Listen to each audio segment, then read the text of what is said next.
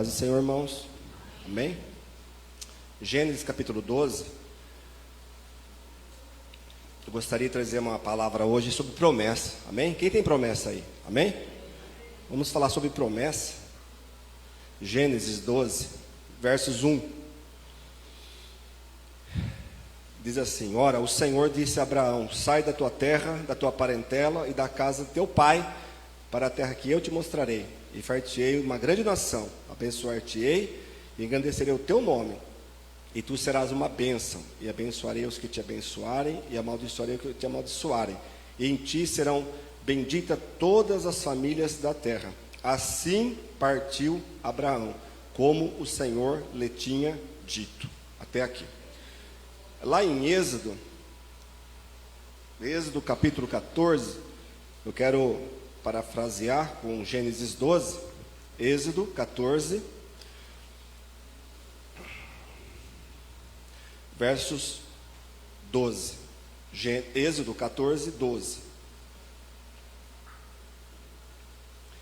Não é esta palavra que te falamos no Egito, dizendo: deixa-nos que sirvamos aos egípcios, pois que melhor nos fora servir aos egípcios do que morrermos no deserto. E Moisés, porém, disse ao povo: não temais, estai quietos e vede o livramento do Senhor, que hoje vos fará. Porque aos egípcios que hoje vistes, nunca mais os tornarei a ver. O Senhor pelejará por vós, e vós vos calareis.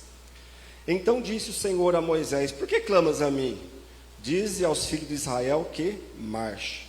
E tu levanta a tua vara e estende a tua mão sobre o mar, e fende-o, para que os filhos de Israel passem pelo meio do mar em seco. E eis que endurecerei o coração dos egípcios, e esses entrarão atrás deles, e eu serei glorificado em Faraó e em todo o seu exército, nos seus carros e nos seus cavaleiros. E os egípcios saberão que eu sou o Senhor, quando for glorificado em Faraó, nos seus carros e nos seus cavaleiros. Amém, igreja? Até aqui, irmãos. Quando nós falamos da palavra do Senhor, de Gênesis até Apocalipse, ela contém promessas. Só que as promessas de Deus, irmãos, ela tem algumas condições, né? Não é incondicional, elas têm condições. E duas delas são: primeiro, obediência à palavra que Deus disse sobre a promessa. E segundo, o fator tempo. Mesmo que nós estejamos obedecendo ao Senhor à risca, mas nem assim vai se cumprir da forma que nós queremos a promessa do Senhor. A promessa do Senhor, ela se cumpre na nossa obediência, primeiro, ao ouvir a palavra e a obedecer a palavra de Deus. Mas em segundo, é o fator tempo. É no tempo dele, não no nosso tempo. Mesmo que nós estejamos obedecendo, mas vai acontecer no tempo dele. Certa feita, um homem, chamado Abrão ainda, estava ali peregrinando na sua terra, a terra dos caldeus, ali a terra de Ur dos caldeus. E ele vinha de uma linhagem de pessoas idólatras, né? O pai dele era idólatra. E ele estava cercado da idolatria. E um dia, Deus apareceu a esse homem. E é estranho, né, irmãos? Porque ele estava dentro da idolatria e Deus não enviou um profeta para falar com ele. Deus falou com ele, diretamente para ele. E fez uma promessa. Ele escutou Deus falar aqui, no ouvido dele. E Deus falou para ele, para que ele saísse da terra dele, no meio da parentela, que ia fazer de Abraão uma grande nação. Mas como fazer com uma grande nação de um homem do qual tinha uma esposa que era estéril? Eu fico pensando, né, irmã? Deve ter confundido a mente dele no momento. Como que eu vou ser uma grande nação se minha esposa é estéril? Só que, irmãos, Abraão, se você olhar o Gênesis 12, ele não discute, ele não contende nada. Ele simplesmente ouve a palavra de Deus e coloca em prática. Lembra que eu estou falando? Existem duas condições. A promessa de Deus, ela é condicionada à obediência e ao tempo, certo? A obediência, Abraão praticou.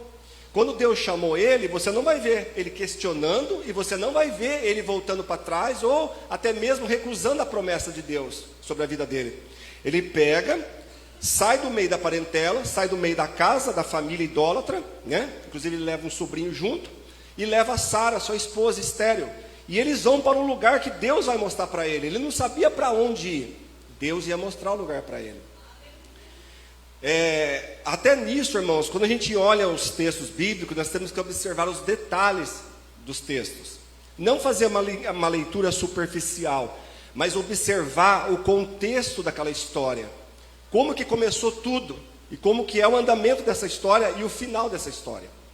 E quando Deus então chama, ele sai, e ele vai. O fator obediência, ele consegue cumprir, 100%, porque a gente vê que ele não questiona, mas sim ele pega e vai. Ele vai e sai com a família. Irmãos, quando ele começa a sair e a peregrinar, Deus ia fazer dele uma grande nação. Só que o fator segundo que eu disse desde o começo aqui, que é o tempo, esse que é o mais perigoso. É onde que muitos dos cristãos, irmãos, têm abandonado até mesmo a sua fé. Muitas pessoas têm deixado de servir o Senhor pelo fator tempo, não pelo fator tanta obediência. Porque o tempo, irmãos, ele desgasta. O tempo, se nós não soubermos aproveitar o tempo e nós soubermos esperar o tempo de Deus, ele se torna um tempo bastante desgastante e até mesmo enfadonho para nossas almas. Quem aqui nunca, irmão, se enfadou do tempo de aguardar uma promessa? Quem nunca aqui, irmão, pelo menos você questionou Deus, pelo menos uma vez, sobre uma promessa sua, que Deus ainda não cumpriu? É que eu estou tentando explicar aqui, irmãos, através da palavra, e eu sei que o Senhor vai me usar aqui para falar com você, e comigo também já falou lá em casa, sobre o tempo. E quando Abraão sai, ele vai, né, e começa a andar por aquilo onde Deus estava direcionando ele. Mas o tempo vai passando, passa-se 1 ano, 2 anos, 3 anos, e eles estavam tentando ali ter filho, mas ela nunca engravidava, irmãos, porque ela era estéril. E passa-se, irmãos, 25 anos. Deus chamou o homem com 75 anos. Ele já era um homem ancião, idoso. Mas ia precisar de esperar mais 25 anos para se cumprir a promessa do nascimento de um filho chamado Isaque. Só que quando se passou 15 anos, irmãos, a Sara não soube esperar o tempo e empurrou a serva dela, Agar, egípcia, para o marido fazer um filho, engravidar ela. Esse, irmãos, que eu falei para os irmãos, que o mais perigoso não é tanto obedecer no começo, Senhor, e nem mesmo no meio, é mais quando vai do meio para o fim. A irmã acabou de ler aqui o texto: aviva, Senhor, a tua obra no começo? Não, no meio dos anos. Por que no meio, irmãos? Porque é no meio que vem aquela exaustão, é no meio que vem o cansaço, é no meio que nós começamos, irmãos, a ficar mais enfraquecidos, cansados, esgotados. No meio do quê? Do meio da nossa caminhada cristã. Enquanto Jesus não vem, irmãos, nos recolher, nos levar, nós temos que ir caminhando. Não tem como voltar atrás. A vida cristã é uma vida que não tem como retroceder mais. Uma vez conhecendo a palavra, não tem como voltar mais atrás. Nós estamos agora sujeitos a isso, e temos que seguir a isso, e temos que ser submissos.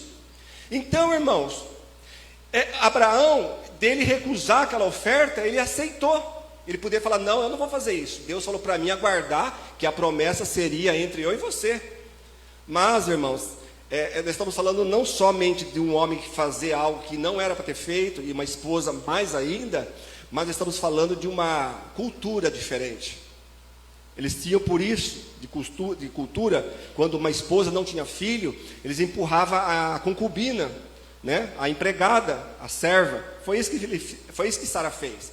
Agar era a serva dela, servia ela, e ela empurrou. E os irmãos já sabem, nasce Ismael. E depois daquela confusão toda, porque quando não é promessa, e quando não é de Deus, pode chegar com antecedência, mas vai dar problema. O inimigo, irmãos, que colocou aquilo ali na mente dela. A gente não vê falar muito de Satanás no Velho Testamento. A gente vê falar mais abertamente no Novo Testamento, mas ele trabalhava muito no Velho Testamento.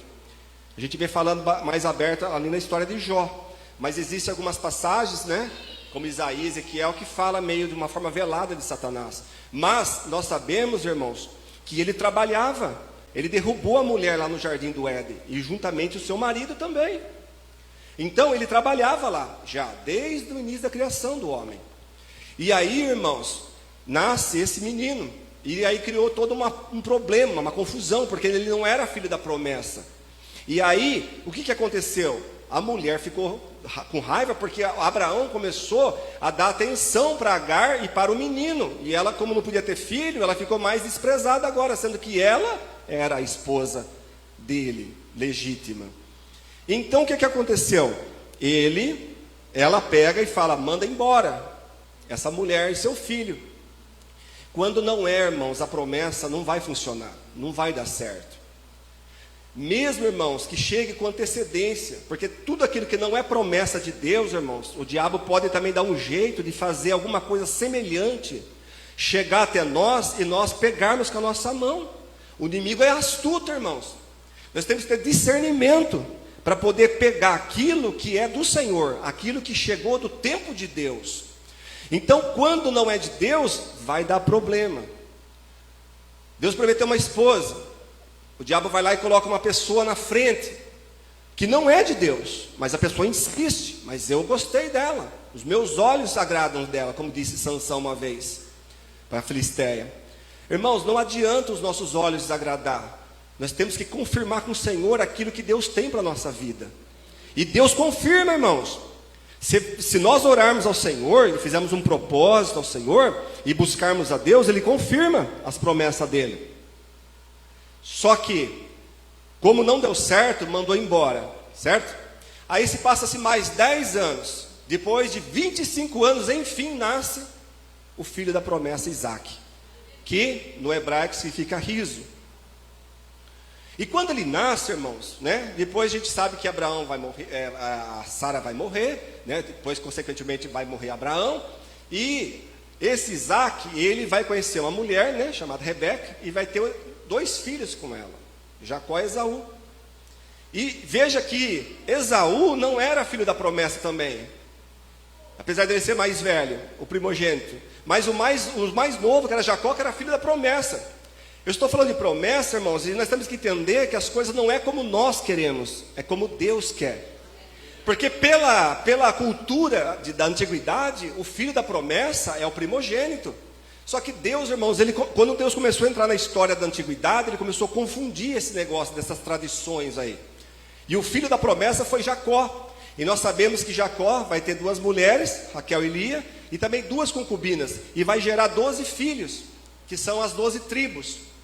E dessas 12 tribos, irmãos, a gente sabe que depois vai vir a promessa, né, de um dos filhos ali, que vai chegar até Jesus, que é da linhagem de Judá.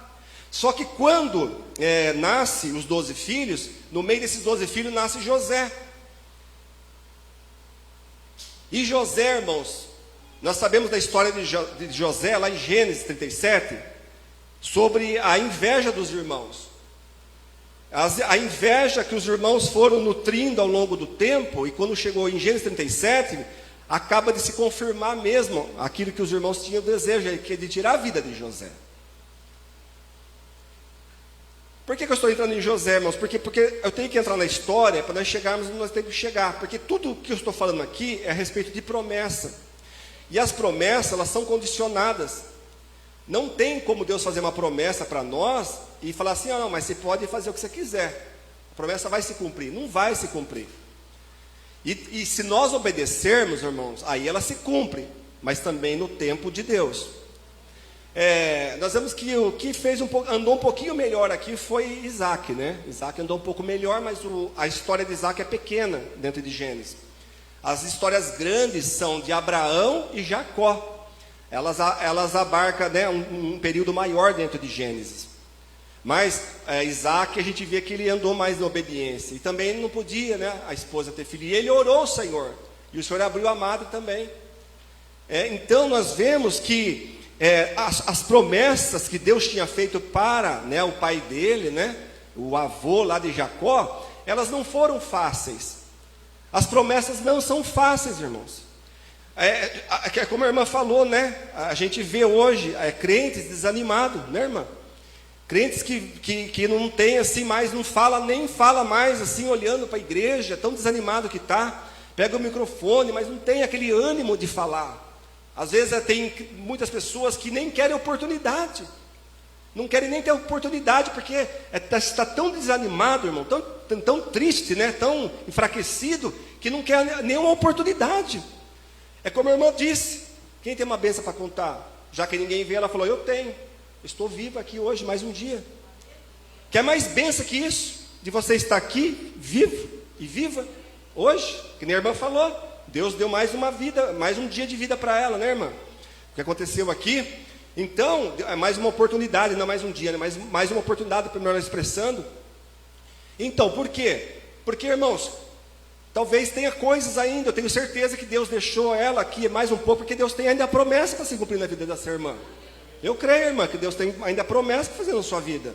Porque quando não tiver mais, a irmã estando na posição, estando na obediência, e acabou tudo, Deus recolhe. Nós sabemos que Deus faz isso. Deus leva porque já não tem mais nada. Obedeceu, né? Não importa a idade, mas obedeceu. Chegou dentro do tempo de Deus, o Senhor chama para a glória, né? E não precisa ter idade, irmãos, né? Esses tempos atrás a gente viu aí, chamou o menininho de 7 anos, entendeu? Então ele chama, não precisa ter idade. É o tempo do Senhor, chegou o tempo, ele chama. Então, irmãos, quando Deus, então, surge a história de José, né? A gente sabe que ele é vendido, né, ali para os egípcios lá. Depois ele vai passar todo aquele processo da casa de Faraó ali. Depois ele é exaltado. Não quero me prender a José, porque meu foco não é esse. Mas ele é exaltado. E ele é colocado como segundo depois de Faraó. E ele estando ali já, né, 7 anos de fartura, depois 7 anos de pobreza, a família dele migra para o Egito. Depois, como tudo tem um tempo determinado nessa terra, José também vem a óbito, né? Pela velhice ele morre. E quando ele morre, irmãos, a Bíblia diz que vai entrar outro faraó também. O faraó que gostava de José, irmãos, ele morre também. E aí entra o sucessor, dinastia, provavelmente um filho dele. Mas entrou um faraó que não conhecia José, um faraó que não tinha lá aquela afinidade com José. E aí o que acontece? A promessa de Deus, irmãos, estava ali, uma bênção. A Jacó, né, os seus filhos, tudo ali, já procriando no Egito, né? Só que a terra do Egito não é terra do povo de Deus. Ali era um tempo para eles ficarem ali. A terra do povo de Deus é Canaã. Egito, irmãos, não faz parte do crente. Canaã faz parte da vida do crente. E nós aguardamos, né, a nova Canaã. Ela vai descer. A nova Jerusalém. Então, o que acontece, irmãos? Quando José morre, entra outro faraó que não conhece, ele para e pensa, por que nós vamos deixar esse povo vivendo aí, prosperando, se eles podem ser nossos escravos? Colocou todo mundo, irmãos, para amassar barro, para fazer tijolo. As mulheres faz trabalhar lá nas padarias, vai servir lá faraó também. Virou todo mundo escravo, irmãos. De uma hora para outra, o que era prosperidade, o que era bênção, virou tudo escravo. Ficaram 430 anos dentro do Egito, sendo escravo. Várias gerações, irmãos. Nascia os menininhos ali, já crescia escravo. Até que Deus um dia, irmãos, chama, né? Nós sabemos Moisés para ser o libertador do povo. E quando Moisés entra em ação, irmãos, mesmo tendo uma promessa que Deus ia tirar aquele povo dali, não foi fácil. Tudo que se diz a promessa não é fácil. Como foi falado aqui nessa noite, guarda, né, a tua coroa, porque o inimigo, o que ele mais quer, irmãos, é roubar a nossa coroa. E o que é a nossa coroa? Nossa coroa, eu olho para você, eu não vejo nada. Você olha para mim, você não vê nada. Mas nós vamos ter uma coroa, irmãos. Nós já somos coroados já pela fé. E o inimigo, ele vê esse sinal. Que sinal? O sinal da cruz, irmãos. O sinal do sangue de Cristo derramado em nós. Ele sabe quem é salvo e quem não é salvo. Ele sabe quem está no caminho da salvação e quem já está perdido. Ele sabe quem é dele e quem não é dele. O inimigo sabe isso, irmãos. Quando ele olha para nós, os nossos inimigos, os demônios e o diabo, ele sabe se nós estamos ou não, se nós vamos ser salvos ou não, no sentido de estarmos salvos naquele momento. Por isso que ele tenta, irmãos, e quer roubar a nossa coroa. A coroa é a nossa salvação, irmãos. Perdeu a coroa, perde a salvação. Então, aquele povo estava escravo. E aquelas pessoas ali, irmãos, estavam sendo maltratadas. Então Deus, ele tira, né? Deus, ele levanta ali Moisés como um libertador, um estadista, e depois um grande homem, né? Que seria um homem que ia ser um líder espiritual no deserto. E aquelas pessoas, irmãos, estavam sofrendo, estavam no jugo ali. Irmãos, é uma coisa nós sermos provados por Deus. Outra coisa é nós sermos escravizados pelo diabo. São duas coisas diferentes. O diabo, ele quer colocar um jugo sobre nós. Ele quer colocar um fardo sobre nós. Não que Deus não tenha um fardo também, um jugo, mas o de Deus é suave e do inimigo é pesado, irmãos. Então, Jesus falou: vinde a mim todos estáis cansados, oprimidos, e eu vos aliviarei. Meu fardo é leve, meu jugo é suave. Então, quando Jesus, irmãos, ele nos libertou, ele tirou o jugo do diabo das nossas costas, da nossa vida. Então, não quer dizer que nós estamos isentos de termos provações, tribulações, lutas, guerras espirituais. É que nem a irmã falou também hoje. Não tem que brigar, né, com o irmão, com a irmã lá que falou alguma coisa. Nossa luta não é contra a carne e o sangue, diz o apóstolo São Paulo, mas é contra ossos, potestades, principados das trevas nas regiões celestiais. Essa é a nossa luta. A batalha não é, irmãos, com uma pessoa ou outra. Quando acontecem essas coisas, irmãos, se dá para arrumar, dá. Se não dá, deixa para lá, entrega na mão do Senhor. Deus no momento certo vai colocar tudo em ordem. Não importa quem que seja a pessoa. Mas não luta, não degradeia, não bate, não vai fazer ali guerra, porque isso aí, irmão, que o inimigo quer, jogar guerra um contra o outro. Então, um lado não pode ser igual ao outro. Um lado tem que ser pacificador. Você vê, Paulo já era meio esquentado, mas andava Paulo e Barnabé. E Barnabé, o nome de Barnabé significa filho da consolação. Ele era pacífico. Você vê que tinha um homem mais moderado. Nunca vai ter dois guerreiros ali, bravos ali. Sempre vai ter um mais calmo, mais manso, para ajudar o outro. Então, quando aconteceu de eles ficarem escravos do Egito, Deus então levantou Moisés, e aí trouxe o quê? Ele não ia cedendo, né? O faraó não cedia, não adianta, ele não cedia para soltar, porque era escravo, mão de obra barata, de graça, troco de comida. E olha aí, irmãos, então Deus levanta Moisés, Moisés pega e fala: mas como que eu vou tirar esse povo, Senhor? Era muita gente, irmãos, era quase 2 milhões de pessoas que estavam escravizados, mais de 2 milhões e meio, para ser mais exato, de pessoas, né? 603 mil homens, fora mulheres e crianças. Daria uns 2 milhões e meio de pessoas que Deus tinha que tirar de dentro de um país e levar para um deserto, irmãos. E como fazer tudo isso? Hoje, para lidar com 2, 3 pessoas já é difícil. 10 pessoas, logística, aí você fica meio doido. Imagina tirar 2 milhões e meio de dentro de um país e levar para um deserto. Como que vai alimentar todo esse povo, essa multidão de gente? Então tem a questão frio, calor, que o deserto não é como nós estamos aqui não, é diferente. Então, irmãos, o que aconteceu? Deus, sabendo que não ia libertar, Deus endurecia o coração dele. Então Deus tem uma ideia, né? Um plano, um projeto. Eu vou enviar umas pragas lá. E começa essas pragas. 1, 2, 3, 4, 5, 6, 7, 8, 9. Na 10ª praga, o faraó já não aguentava mais, mas até os seus conselheiros não aguentavam mais. Falou só: isso aí é a mão de Deus, não dá para lutar contra ele. No 3º, os feiticeiros de faraó até conseguiu fazer, imitar ali umas mágicas, né? Mas depois não conseguiu mais. Quando chegou na 9ª praga, irmãos, já estavam lá tudo destruído praticamente o país. Deus falou assim: agora é a 10ª, é a derradeira, agora ele vai soltar vocês. Agora, pela minha mão forte e poderosa, Faraó vai soltar, vai libertar vocês. E qual que era essa praga? É a praga dos primogênitos, né? A morte dos primogênitos. E para isso, irmãos, eles precisavam fazer a Páscoa. Então eles fizeram a Páscoa, né? Por isso que chama Páscoa, né? Páscoa é uma palavra hebraica que significa pesar, né? Que é passar por cima de alguma coisa. Então, o que é?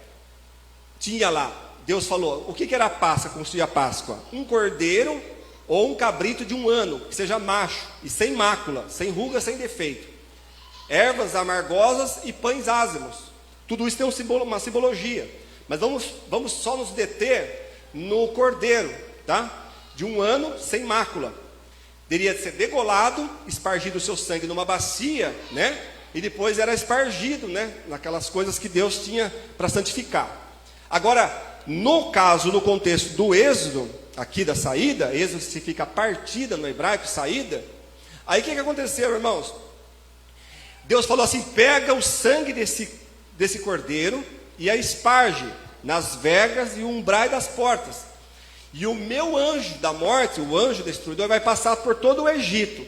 E onde não tiver o sangue, vai ser morto o primogênito, desde o homem, dos poderosos, até o escravo, até os animais ia morrer, primogênito. Ia morrer tudo, ou seja, o filho mais velho, até da criação. Aonde não tivesse o sangue na porta, irmãos, morreria. À meia-noite hoje, o meu anjo vai passar aqui. E Deus envia o anjo dele, irmãos, o anjo da morte.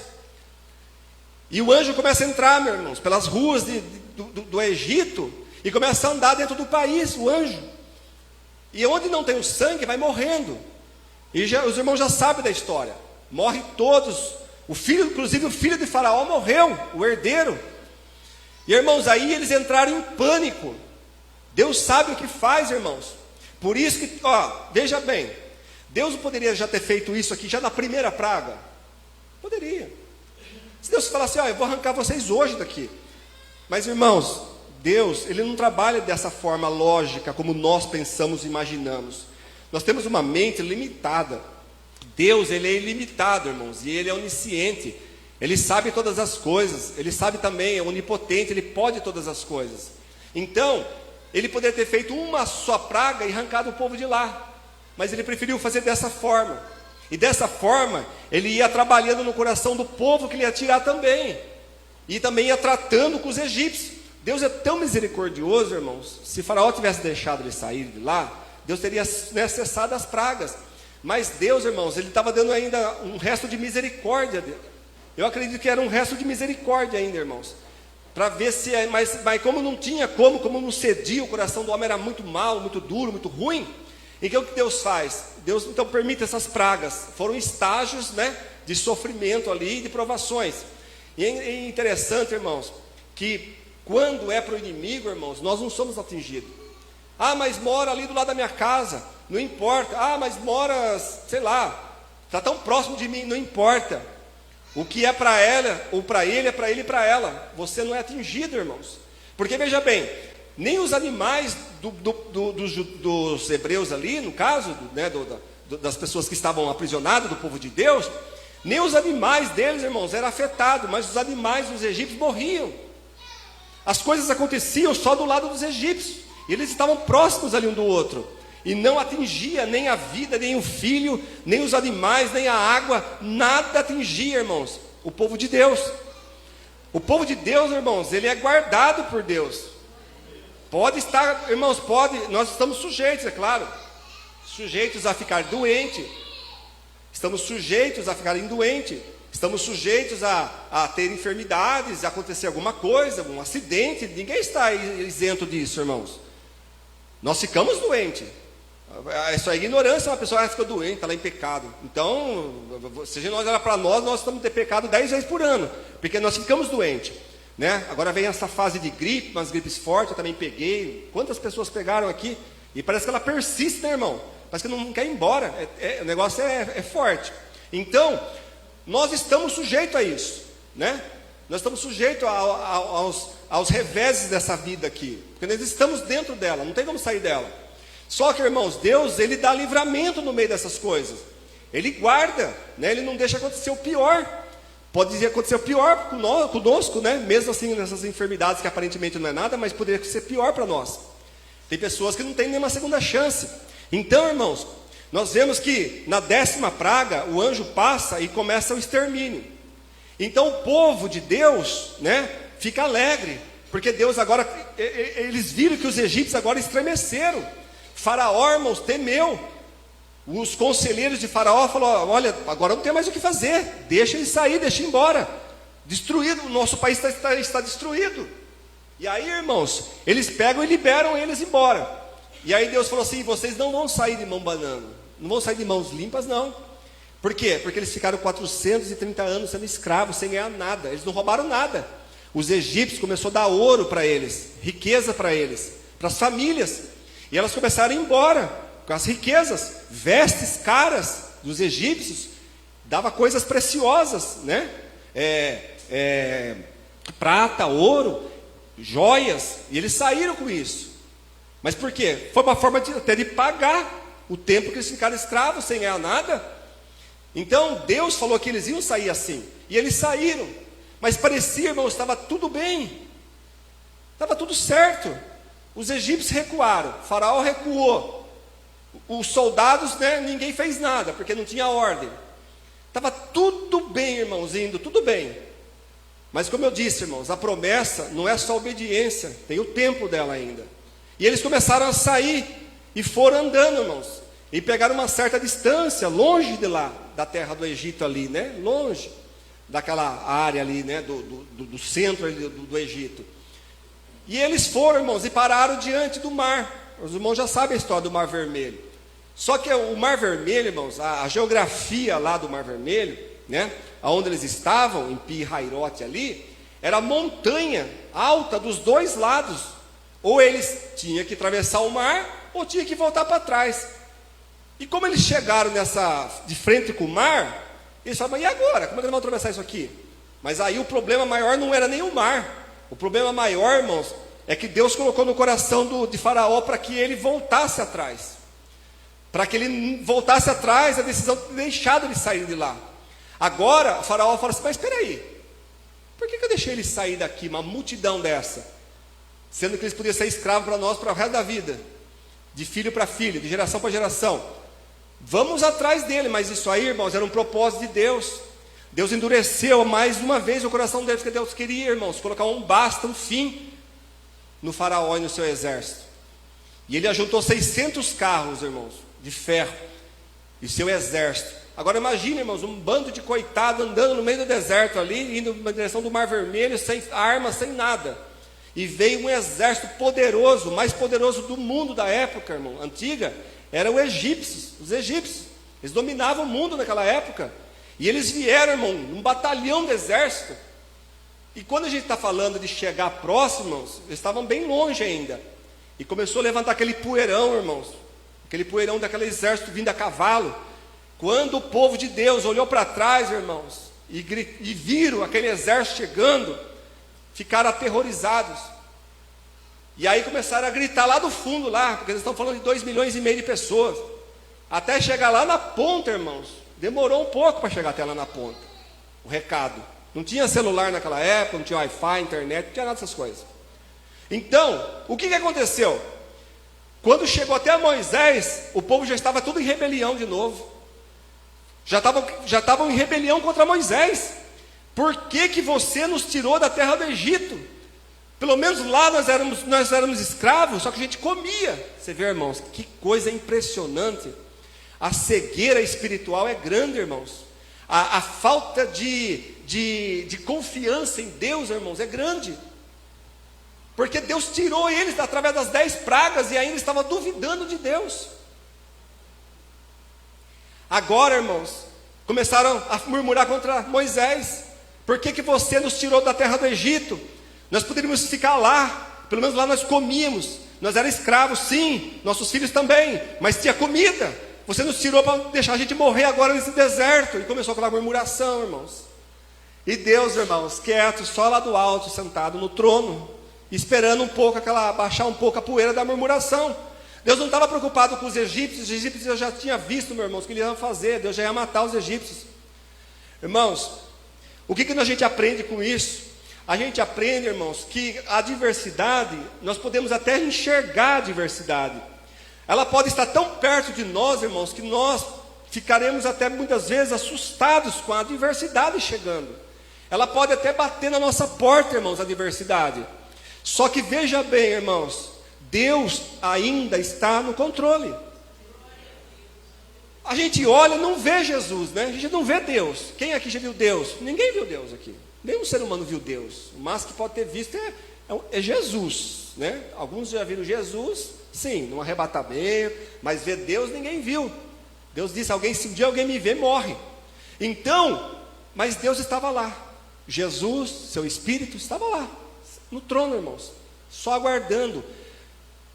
O que faltou aqui? Fé, confiança e obediência na palavra de Deus, através da boca do seu servo, 10 pragas, e ainda estavam duvidando. Quantos milagres, irmãos, Deus já fez para nós e nós duvidamos, às vezes, do menor.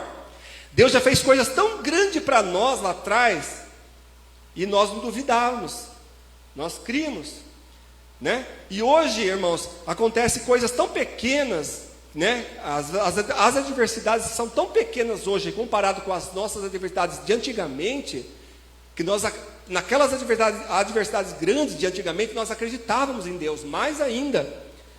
Mas com o passar do tempo, irmãos, pequenas coisas que o inimigo coloca, obstáculos, desfalece a nossa fé. Sendo que hoje era para ser o contrário. Era para a gente estar mais forte, mais fortalecido, mais confiante em Deus, ouvindo testemunhos, ouvindo o que Deus anda fazendo por aí. Deus continua salvando, irmãos. Deus continua curando o leproso, curando o canceroso, curando a pessoa que está desenganada pela medicina. Tem uma conhecida da Jo aí, né, da Jo, da igreja aqui, e ela teve um problema, né, de doença e entrou em coma profunda, entubada, tudo. E aí, irmãos, o marido não é convertido, certo? E passou muitos anos, irmãos, ela tentando ganhar o marido para Jesus. Ela é convertida, só ela é convertida. E a mulher entrou em coma, né? Está em coma até agora.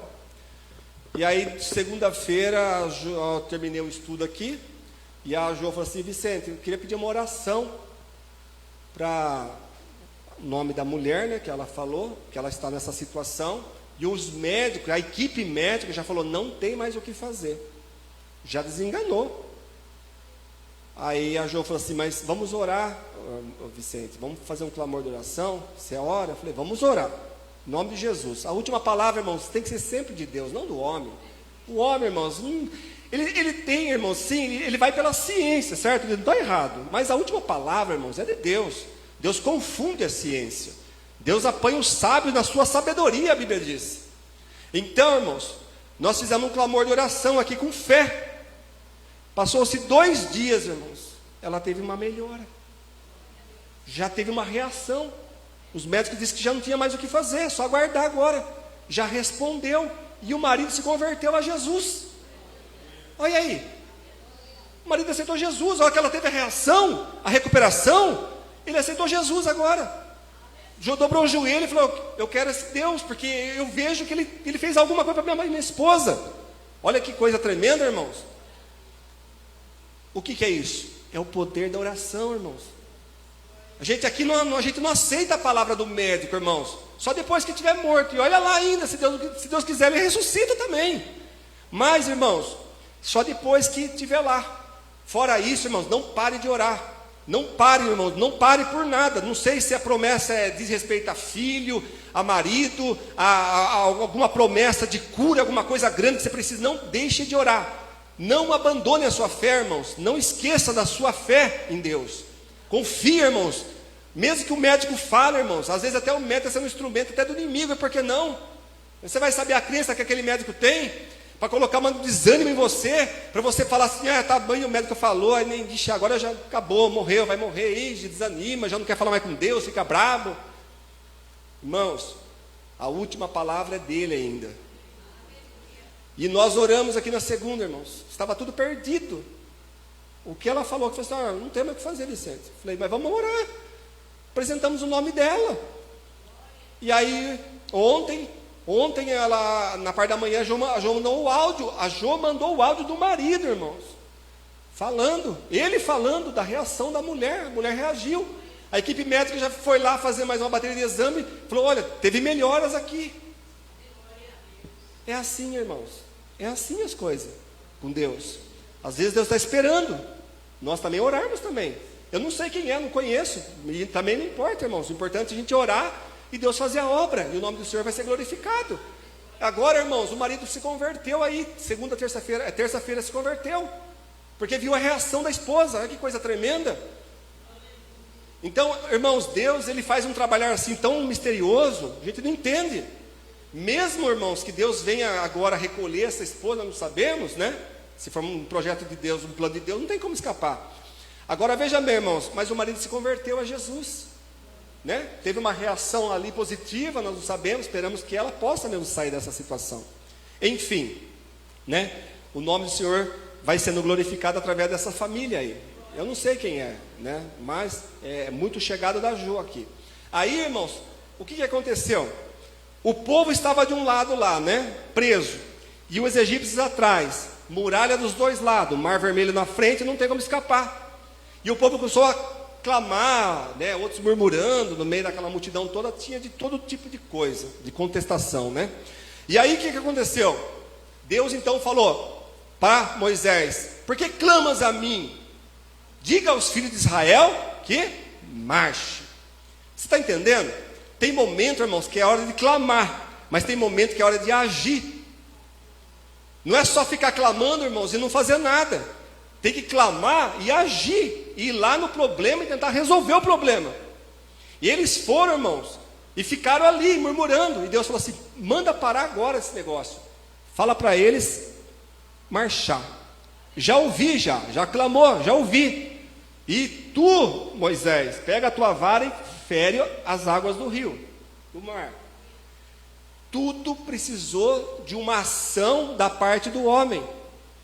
Deus poderia ter feito o quê? Falar do nada para ninguém. Chegava lá, o mar já estava aberto. Não é, irmão? Não. Eles tiveram que tomar uma atitude, uma ação da parte deles. Já tinham clamado? Já. Deus falou: por que clamas a mim? Para de clamar. Eu estou sob o controle dessa situação. Tirou, irmãos, tirou aquela murmuração dali. Deus. Moisés falou assim: olha, Deus mandou marchar, vamos marchar. Mas como marchar? Fiquem vendo só. Pegou a vara e bateu na água. Quando bateu na água, abriu, irmãos, 2 muralhas, 2 muros assim, ó.